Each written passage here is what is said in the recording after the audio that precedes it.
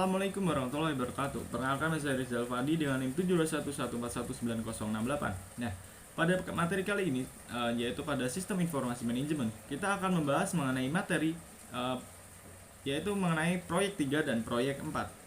Nah, pada proyek 3 kita akan membahas mengenai proyek web dan HTML menggunakan Notepad. Nah, bahasan yang pertama kita akan membahas mengenai bagian dari dokumen HTML. Yang kedua kita akan membahas mengenai bagaimana sih cara membuat dokumen Notepad. Lalu yang ketiga kita akan membahas bagaimana cara menyimpan dokumen. Lalu yang keempat kita akan membahas mengenai bagaimana cara melihat halaman web. Dan yang terakhir kita akan membahas mengenai kelebihan dan kelemahan menggunakan Notepad. Bahasan pertama kita akan membahas mengenai bagian dari dokumen HTML, yaitu bagian pada dokumen HTML itu ada kepala. Nah, kepalanya ini kita memberikan informasi tentang software browser web. Nah, informasi mencakup judul halaman web dan informasi lain sebagai catatan mengenai penulis, kata kunci yang berguna dalam pencarian web dan lain-lain. Lalu bagian selanjutnya ada tubuhnya. Nah, tubuhnya ini tuh memberitahu apa yang akan dilihat pengguna di layar. Nah, bagian ini berisi gambar, tabel, daftar, link, perintah HTML, serta teks dan gambar yang akan ditampilkan. Cara membuat dokumen Notepad. Nah, langkah pertama kita membuka pada Notepadnya dulu, yaitu pada beranda. Nah, kita buka terlebih dahulu Notepadnya. Nah, setelah kita membuat, kita akan disajikan mengenai seperti ini, seperti gambar yang sudah tertera. Nah, yang pertama kita akan mengetik HTML-nya, lalu yang kedua kita akan mengetik head-nya dan seterusnya, seperti gambar yang sudah saya sajikan seperti ini. Nah, klik baris pertama sampai baris kelima. HTML mengharuskan perintah awal dan akhirnya. Nah, bagian ini tuh menentukan judul web dan memulai bagian tubuh kode HTML. Nah, untuk baris yang keenam itu adalah penentu tepat. Nah, yaitu di mana kursor akan ditempatkan. Baris petik kurang dari A, name untuk petik top, underscore of, underscore page, petik kurang lebih atau A lebih. Nah, itu adalah jangkar. Perintah petik A, perintah A berarti hardcore atau jangkar. Nah, yaitu tempat di dalam dokumen atau pada dokumen HTML lain di mana pengguna akan diarahkan melalui sebuah hyperlink. Nah, klik baris pertama sampai baris kelima. Nah, untuk baris yang ke-12 kita menggunakan perintah line break atau petik kurang dari BR lebih dari petik. Nah, untuk memasukkan satu baris kosong tambahan. Nah, membuat daftar yang tidak beraturan pada baris 13 dan memberinya judul location. Nah, lalu membuat daftar berisikan 3 hal, yaitu perpustakaan, recreation center, dan 101 North.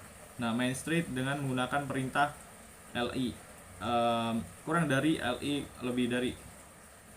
Dapat dilihat bahwa perintah under the list dimatikan dengan kode pada baris 17. Nah, untuk baris ke-18 kita memulai tabel. Nah, jika perintah bertuliskan petik kurang dari table border sama dengan 1 lebih petik 2, pembatas tipis akan dihasilkan. Nah, untuk petik kurang dari table border lebih dari 10 lebih dari petik, nah itu pembatas tebal akan dihasilkan. Nah, untuk baris 19 kita memberitahu HTML untuk memulai sebuah baris. Nah, baris pertama diberisikan kata topping, small, medium, large dalam huruf miring. Nah, kurang dari TR lebih baris 19 adalah perintah untuk memulai baris baru. Nah, untuk baris ke-20 hingga baris ke-23 kita akan membuat 4 sel data yang masing-masing mewakili kolom. Nah, sel tabel data ditandai dengan TD seperti yang ditujukan baris 20. Judul pada baris 20 berformat huruf miring. Nah, perintah kurang dari I lebih dari dan kurang dari atau I lebih besar, dan di sekeliling kata-kata membuat kata tersebut ditampilkan dalam huruf miring. Nah, perintah kurang dari atau TR lebih dari pada baris 42 itu menonaktifkan memulai baris baru. Nah, perintah kurang dari atau tabel lebih dari pada baris 43 itu menonaktifkan memulai tabel baru. Pada baris 44 kita akan membuat paragraf yang terletak di tengah halaman web. Nah, baris 45 memberitahu ke HTML untuk menggunakan file. Contohnya aja pizzaman gif tanpa pembatas dengan kata lain border sama dengan 0. Nah, baris 46 kita akan menonaktifkan perataan paragraf sehingga perataan akan kembali seperti semula. Nah, yaitu rata kiri. Nah, daftar berurutan way order from use ditunjukkan pada baris 47 hingga 51. Nah, baris ini itu dimulai dengan petik 2 kurang dari OL lebih dari way order from use tanda tanya petik lalu sebagai judul daftarnya. Nah, daftar yang berurutan yang dikodekan kayak tadi yang petik 2 OL petik 2.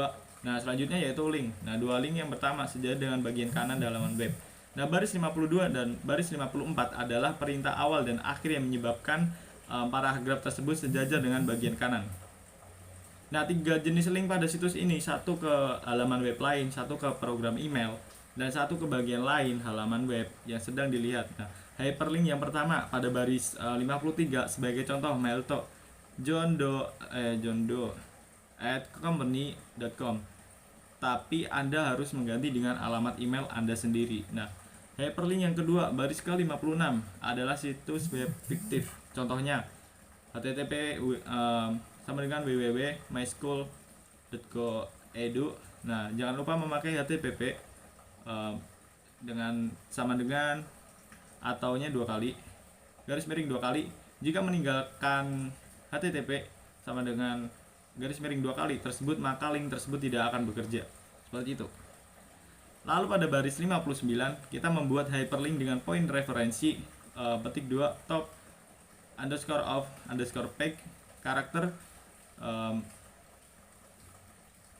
garis pagar pada hyperlink pagar top underscore of page. Nah, kita itu memberitahu browser web bahwa titik hyperlink berada di halaman web. Nah, 2 baris terakhir berisikan perintah kurang dari garis miring body lebih besar dan kurang dari garis miring HTML lebih besar. Nah, cara ini sangat penting dilakukan sehingga browser web dapat menerjemahkan halaman web dengan benar. Nah, bagaimana sih cara menyimpan dokumennya? Nah, seperti yang sudah saya sajikan seperti ini pada gambar ini, itu kita sudah sediakan bahwa cara menyimpannya sangat mudah, yaitu dengan kita klik pada file, lalu kita klik save as. Nah, untuk melihat halaman app lebih simpelnya kita buka browser web, kita klik file, lalu kita klik open dan kita ketikkan nama filenya atau browsernya, lalu ketik OK. Seperti itu. Selanjutnya kita akan membahas mengenai kelebihan dan kelemahan penggunaan Notepad. Nah, jadi kelebihannya itu apa sih? Nah, kelebihannya yang pertama, kode yang dibuat itu efisien. Yang kedua, kita manajer lebih memahami bagaimana halaman web bekerja. Jadi itu kelebihannya. Kelebihannya itu yang pertama, kode yang dibuat itu jadi efisien. Yang kedua, manajer itu lebih memahami bagaimana sih halaman web itu bekerja. Nah, gitu. Jadi lalu untuk kelemahannya sendiri itu ada 2. Nah, kelemahannya yang pertama harus mempelajari perintah HTML dan proses pembuatan kodenya. Dan yang kedua itu lebih memakan banyak waktu. Jadi nggak terlalu efisien karena butuh banyak waktu gitu loh. Kalau kita membuatnya secara singkat itu bakalan nggak bisa dan nggak bekerja. Lalu untuk proyek 4. Nah, pada proyek 4 itu kita akan membahas mengenai formulir survei web atau HTML siswa. Nah, yang pertama kita akan membahas mengenai bagian formulir contoh. Yang kedua bagaimana cara menyimpannya, dan yang ketiga bagaimana cara melihat halaman web. Nah, untuk bagian formulir contohnya sama halnya yang seperti yang sudah saya sajikan pada proyek ketiga tadi.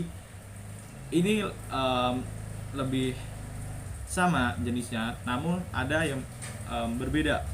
Nah, contohnya sudah saya sajikan seperti ini, mulai dari baris yang pertama sampai baris ke-49. Nah, bagaimana sih cara menyimpan melihat halaman webnya? Nah, sama halnya seperti yang sudah saya sajikan pada proyek 3. Untuk proyek keempat ini kita simpelnya aja tinggal buka browser webnya, lalu kita klik file, open dan ketik nama file atau browser dan ketik OK. Nah, sekian, terima kasih dari presentasi yang materi yang sudah saya jelaskan tadi. Kurang lebihnya saya mohon maaf. Wassalamualaikum warahmatullahi wabarakatuh.